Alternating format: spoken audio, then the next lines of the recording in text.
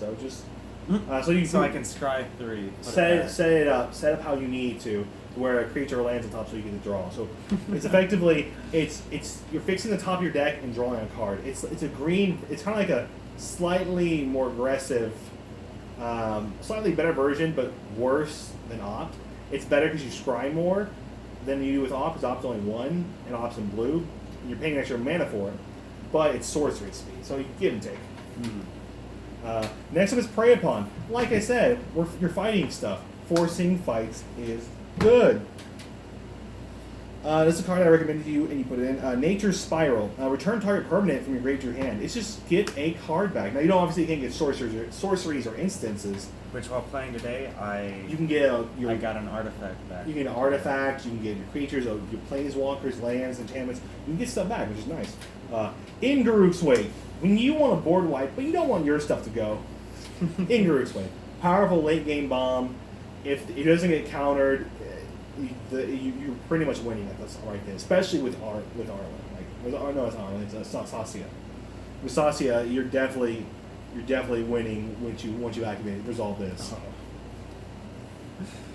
And next card, Kyle, a friend of ours, won a game because of this card, and so I thought, well, you need this card in your deck because you're not playing blue, but you're playing every other color. Eerie Ultimatum. Bring back all your permanents. Bring back all your permanents, as long as they have different names. And the amount of times people board wipe me is unbelievable. This is Commander. Like, all your cards have different names. This card's so good. Eerie Ultimatum is so good. And, so yeah, there's all those. So the man of the hour has decided to grace us back with his presence. Yeah, I'm not gonna talk on camera what happened. You don't have to. No, it's herpesiphilates. Get it right. Okay. So I was gonna go with leprosy. No, that's already long. That's an old reference. Leprosy.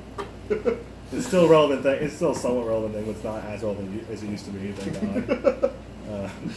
Next up, since we talked about the sorceries, let's go with the instances next. Blooming Defense, 1 mana. Target creature you control gets +2/+2 and hexproof till the end of turn. Simple. It works well with that one wolf we talked about earlier, the one where he gets or still partisan. Yeah, it works well with him. Once Upon a Time. Such a strong card. If you open it, it's such a strong card. It's free if you use the first spell you cast, and it allows you to pretty much filter the top 5 cards of your library for a creature or land, which is good. Pax Favor. It has Convoke, which allows you to. It's a 3 mana, 1 green, 2 colorless, and you has Convoke, which means you can tap creatures down to pay for the mana. And also, target creature gets +3/+3, so you can buff your Silver Partisan, tap 2 your tokens, buff Partisan while he declares attack and isn't blocked. So you'll instant speed. Okay, on instant speed, tap them down, pay for that. He gets a +3/+3 and make another wolf token. Tokens for days. Speaking of more targeting, Dragon Scaled Boon. You put 2 +1/+1 counters on target creature and untap it. I got that today. Which that works well with, once again, Silver Fur. Hunger of the Howl Pack. Put a +1/+1 counter on target creature, and if a creature died this turn, it will trigger Morbid, which puts 3 of them instead. Finally, another ramp card, Natural Connection. Search your library for a basic land, put on battlefield tap. This one's slightly bad, but it's worth it because it's instant speed. So I can play it on. you can play it at. So you go pass, keep your mana up, let them think you have something. Then no one does anything to me. Okay, right before the end of your turn. Extra. Or do it right next on card. Yeah, next card is the final card of our instances is Naya's Charm. It takes 9 to cast, red, green, white. You choose one. Deal 3 damage to target creature, or turn target creature from a graveyard to its owner's hand, or tap all creatures the target player controls. You slowed me down earlier with this card, but then I ended up casting Spell Twine, using it to get back the creature you killed. Another reason I even played that aggressively is because you guys had to leave quickly. Which had that not happened, I would have played a much more slow game because the deck I was playing was stupid. One candy. if I'm playing that deck optimally, I'm going. It's very effective.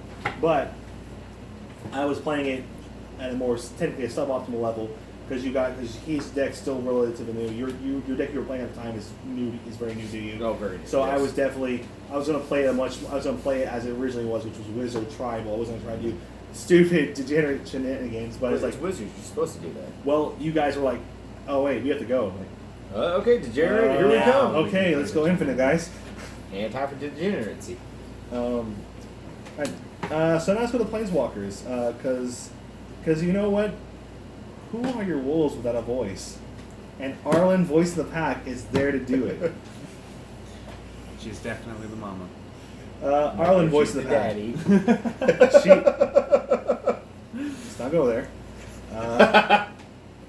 It's a 6-drop, legendary Planeswalker. Each creature you control that's a wolf or werewolf enters the battlefield with an additional +1/+1 counter. She's a little expensive as a 6-drop, but that effect can be very helpful in a game like Commander, where games can take longer, or if you ramp out quickly, you can have her even on turn 4, even 3 if you ramp really fast. We'll get you some more better mana rocks in order to pull that off, but still, even doing that thing is still crazy. Arlen, voice of the pack. She also has a -2 where you create a 2/2 wolf. A green wolf creature token, so she can immediately. The deck. Well, here's the thing: on entering, she has 7 loyalty, so it enters the battlefield, and she immediately does something. She immediately makes a 3/3. -2 makes a 3/3 because it enters with an additional +1/+1 counter. So and she can only go down to 1 because of it. So yeah, you can just keep protecting her with as many tokens as you end up getting. As you can, and that's the other thing. That's why Flicker is great, because when you flicker a Planeswalker, let's say she's down to 1, you flicker the Planeswalker, it comes back in with 7. See, I didn't know that. Yeah, I didn't realize that. Because I thought when they flick it out, they come back with the same amount. No, whenever they get the loyalty as they enter. Oh. So eventually, I want to combo her off with another Planeswalker in your hand. Yeah. So we'll get to that in a moment. The mama. The original Arlen Cord.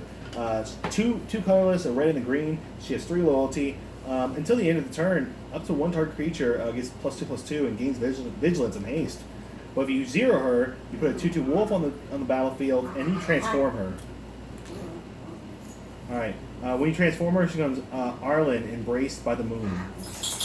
Creatures you control get +1/+1 and gain trample to the end of turn. That's her +1. She's a -1, where she does 3 damage to target creature or player. And then you transform her back. So her -1 allows her to just bolt something and transform back to her normal self. Finally, her -6, you get an emblem with creatures you control have haste, and they can tap. They deal damage equal to their power to their target creature or player. So effectively gives them a punch. They all effectively get a punch spell effectively on their bodies.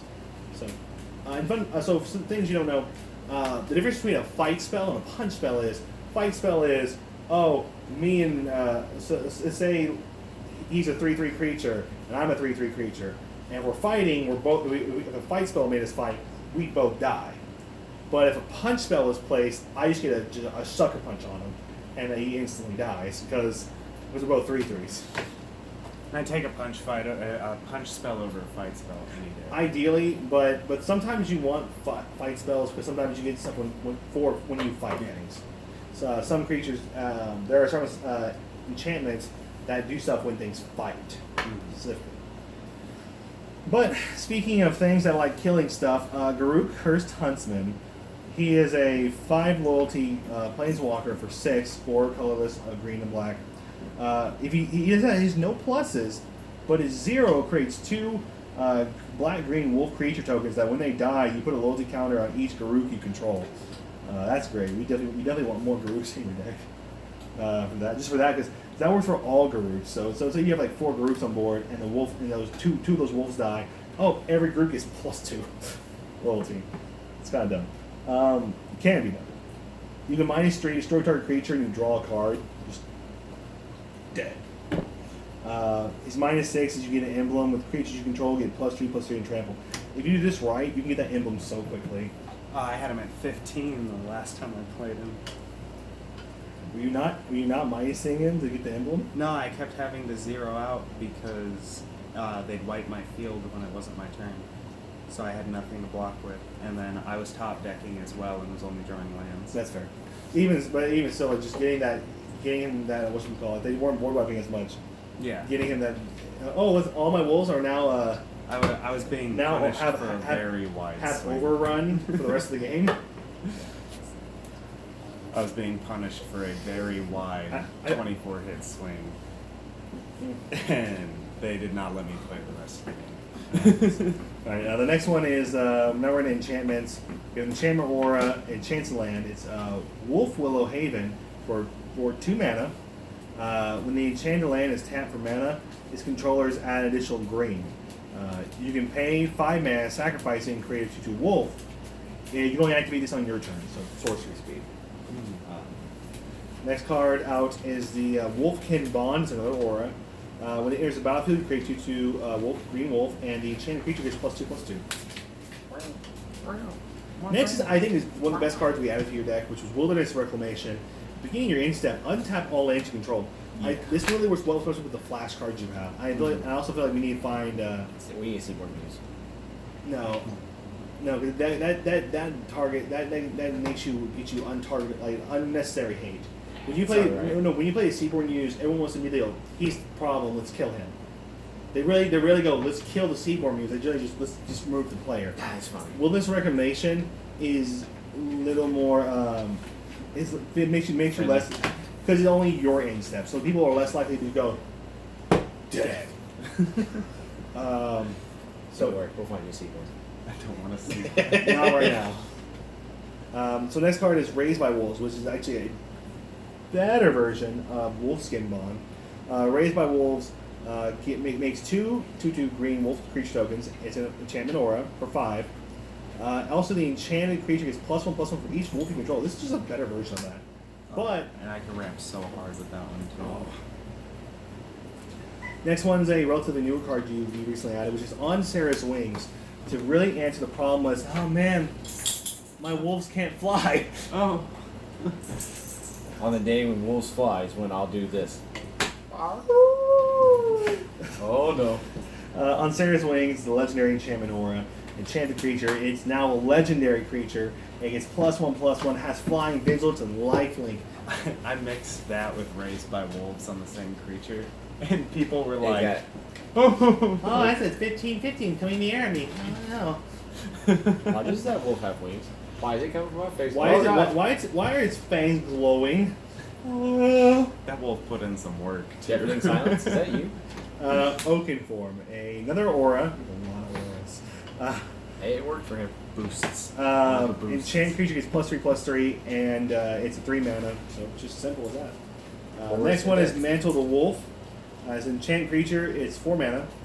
Enchantment aura. Enchanted creature is +4/+4, and when this card is put into the graveyard from the battlefield, create 2/2 wolf creature tokens. This is just phenomenal, because if the creature dies, you're getting a replacement for it. You're getting the same power that was enchanted to it, you're getting that back in wolf. And if you have a Arlen on board, they come in as 3/3s. And if you and also, like I said, it allows for just shenanigans there. Yeah. Howlpack Resurgence, 3 mana, enchantment with flash. Each creature you control that's a wolf or werewolf gets +1/+1 as trample. This specifically with the Wilderness Reclamation, this and the Night Pack Ambusher. If you have like 7 mana and you go pass, and they go like, someone's getting a situation where they go, oh, do 5 damage to everything. Let's say all your wolves are at least 3 because you had Arlen on board. Or at least 3, and I do 4 damage to everything. All your wolves are dead. Like, flash in Night Pack, flash in Howlpack Resurgence. You flash both of them in, they all get +2/+2 at that point, and they survive the wipe. Languish is a card. That's a 5 mana card. A 5 mana black card. Everything is -4 till the end of turn, and that would save him right there if you did that. Next is Authority of the Councils, because he wanted to actually use the white in his mana pool. Authority of the Council is 1 white enchantment that makes creatures your opponents can control enter tapped, and whenever they're in the battlefield under your control, he gains a life. So it gives him sustainability over the long game, and also makes it where his opponents can't be as aggressive as he can. Next is Font of Fertility. It's a green enchantment. And you can pay a green and a colorless to sacrifice it, search for a basic land, put it in battlefield tap. This is actually really good because you pay 1 to play it, and then next turn you're paying 2 to get a land. So some people will say it's worse than rampant growth. I say it's just as good because on that first turn, generally in your turn 1, unless you're playing Soul Ring, you're not doing much in Commander in your turn 1 most of the time. Interesting. Almost it. Well, it depends on what deck he's playing because Yeah. Turn 1, infinite. Turn 1, 16 mana? No, it's not infinite. It's turn 1, 8 mana. Turn 2, set up board. Turn 3, attempt to go infinite. Turn 4, scoop. no. Turn 3, attempt to go infinite. And oh wait, you had the free counter spell? But I have a counter spell. I'll have another free counter spell. Oh damn. What the hell was that? I pushed him away. Your dogs are not happy today. What the fuck? I can't wait That was till a we new noise. That was. can't wait till we build that shit. Abundance. It's an enchantment. It's 4 mana. If you would draw a card, you may instead choose land or non-land. You reveal cards on the top of your library. Until you reveal a card of the chosen kind, put it in your hand. The rest go to the bottom of your library. This is when you don't want any more lands. I got plenty of lands. I need non-lands. Boom. Oh no, I need lands right now. Lands. It just fixes where you're not drawing lands when you don't need it, and vice versa. Yeah, and that's a great combo with the Silver? no, the one that lets you draw every time a creature summon. Because if you would draw a card, Yeah. you can choose. Yeah. So First on, we can remove the cards. listen, you haven't been in half this video. Don't I even know. come over there. I have been dealing with stuff off screen. Right. Like a good face chick. I don't see better lighting. Hey, do you want to play this game? It's so gloomy in here. I will rainbow the shit out of this place. Don't do that. That also I'll make it blue. Joe can't see blue. Well, that'd also be very bad for the video. Back to the video. I do not want to Nothing like giving I do our not- viewers seizures. they can't make it flash that fast. No, you have to have it flashing incredibly fast to make seizures. So When we get enough likes. Sure. no. So now it's to the lands. Now our riveting is over for now. All right, so the lands, we have Blighted Woodlands. Green, it comes in, you can tap it to pay 1 mana, colorless, or it's 3 colorless and a green, tap it, sack it, get 2 basic lands, put them on battlefield tap. Relatively good. It does what it's supposed to do. It gets you 2 lands for 4 mana if need be. Mm-hmm. So it's not my favorite pseudo fetch land. It's not Yeah. fetch land. But But it works for what it does. you get at least half lands in what you valued into it, so it does what's worth it. Command Tower. The more colors you play, the better this becomes. Yes. You were at 2, and you became 3 color, now you're at 4 color. This is just keeps getting better. I'm trying to work them up to 5. No, I'm No. not putting blue in this deck. Also, Good choice. Also, blue wouldn't really fit well with wolves anyways. But Just No. counter everything. next is Evolving Counter yourself. Wilds. Evolving Wilds. It's exactly what it needs to It's do. the cheap tutor.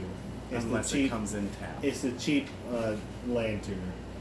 Cheap fetch land. So, Terramorphic Expanse. Another just Exactly what it needs to do. Yep.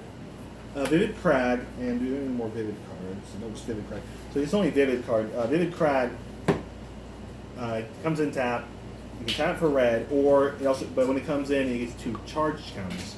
So you can tap it, remove a charge counter, or you can tap for any color you need.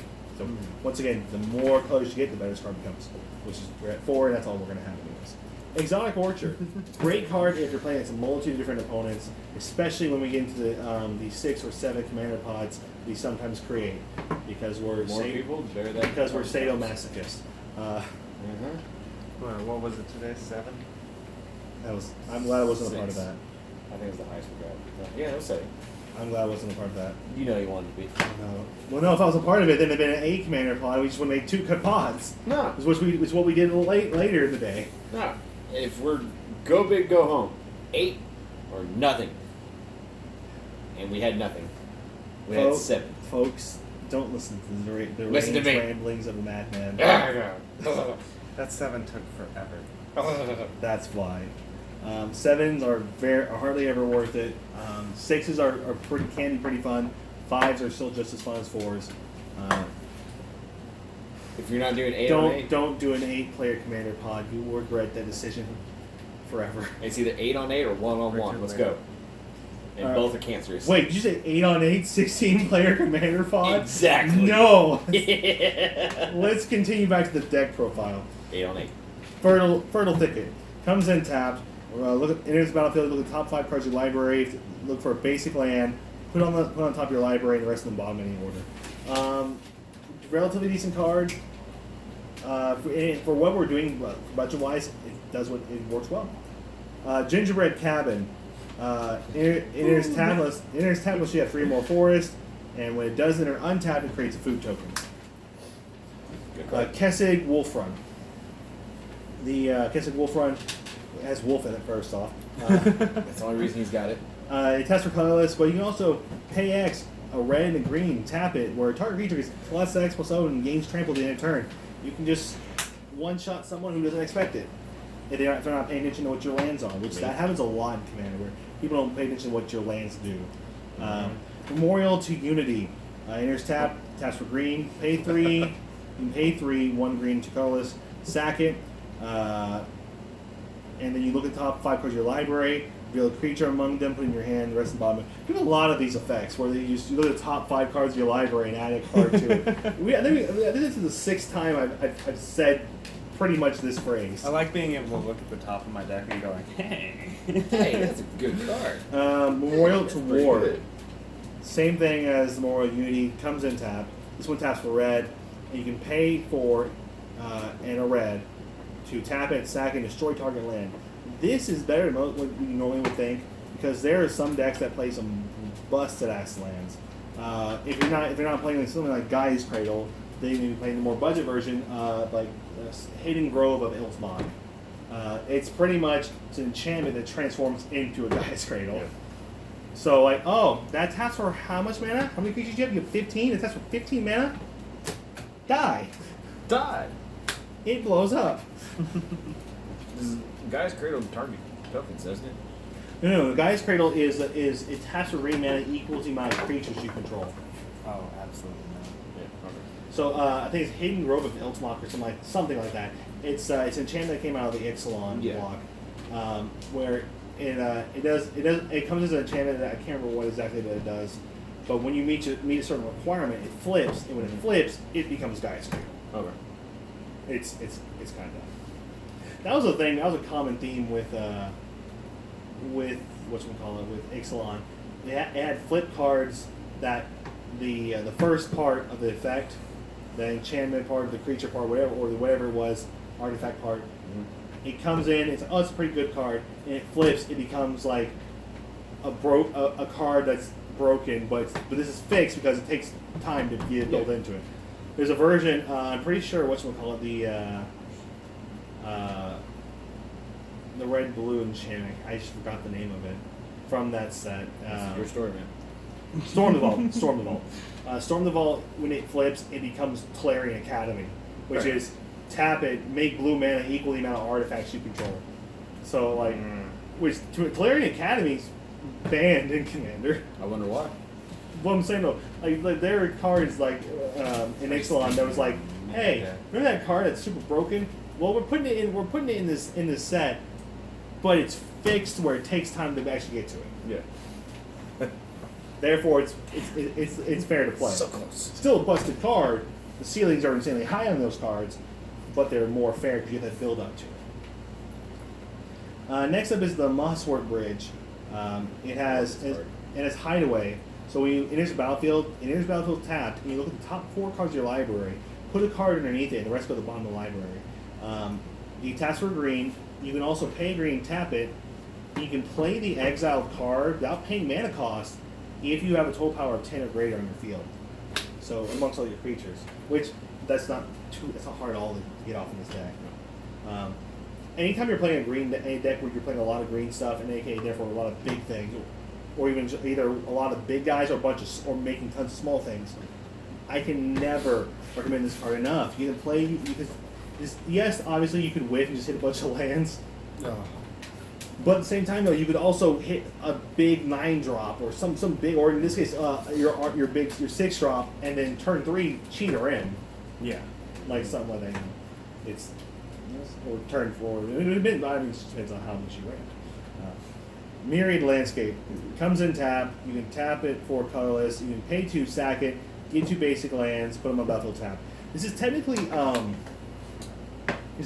better and also worse than the Blighted Woodlands, because it's better because it only takes 2 to do it, but it's worse because it comes in tap. So if you have 4 other mana on board already, you can play this, immediately tap, sack it, and get the land. This will always require an extra turn to do so. It also has to be 2 of the same basic lands. This one or this one? The Myriad land. And the Myriad has to be 2 of the same basic, but it's technically better because you'll be able to get this off much faster. So you play this turn 2 even, or say you play turn 1 tap. The next turn you play like a forest, tap Soul Ring, tap that sack, boom, Yep. Like it can be that theoretically you could pop it off on turn 2. This at the very most you're almost always going to pop this off on like turn 3, turn 4, like at even the earliest, unless you have the busted hand of Forest, Soul Ring, Slezia Signet, turn 1. Turn 2, play this, tap all that, sack it off. Like, let's go. Like, which that's your most bust. That's your. Interesting. Joe had a really good hand. No. The busted hand is turn 1 Soul Ring, Mana Crypt, land, tap all that, put 2 more artifacts on board, pass. Opponent goes like, oh wow, that's dumb. Next turn, boom, tap it all, play this card, draw 4 cards. Next turn, play more stuff. That's what Tristan does. That's also what some of my decks can do.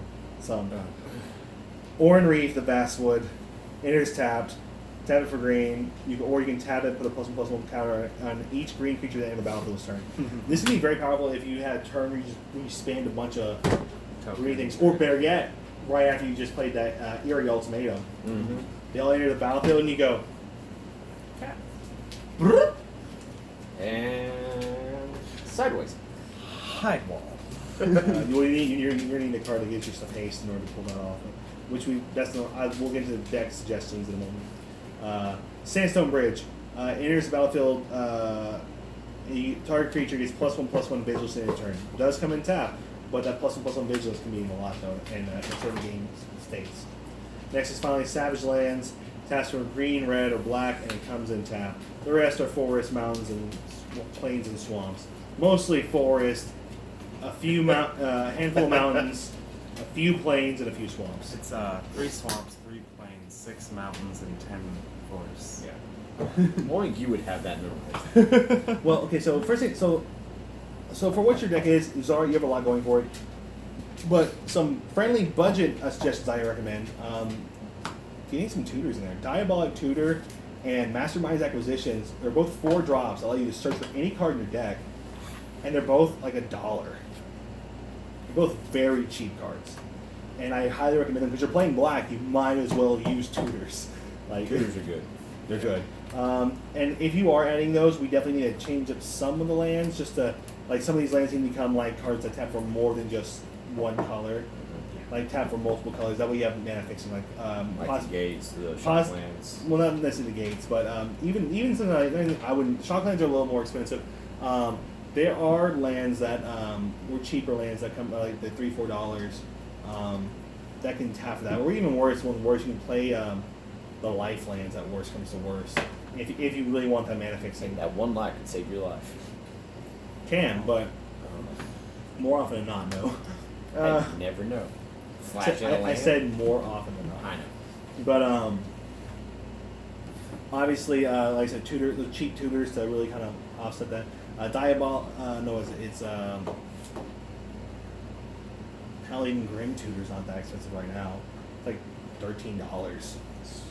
Which that's expensive for this deck. Oh, speaking of pricing on this deck, tell us how much the value of this deck is. Because First time or the second time? The first time. Alright.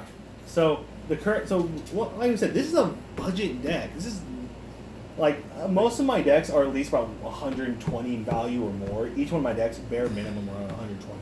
I think my cheapest is around that. Of course, my bear deck when that's done, it's gonna be cheaper. Bear suplex, absolute cheapest, like low. Well, no, let's just go with the current going market value of the deck. That'd be 8304. 8304 is the current market value on what's this on? What website are you using for this? Mana box. Yeah, it's on Mana Box, but Card King. Yeah. Okay, so you're pricing through Card Kingdom. Yes. Yeah. Alright, so pricing through Card Kingdom is $83. This is like it's under $100. Like, and you still and keep it under $100. You can still add a Grim Tutor. Yeah. Into a Diabolic Tutor Mastermind's acquisition, and that's right there. That's only like $15 you're adding to. You'd still be under the $100 if you did that. Yeah. So like we'd still be under that. And what is under TCG player or 7201. for mid, but for market value, TCG player says it's $59.49. So that gives if we go by them, it gives them even more room to play. Yeah. 4351. On what? What's that? That was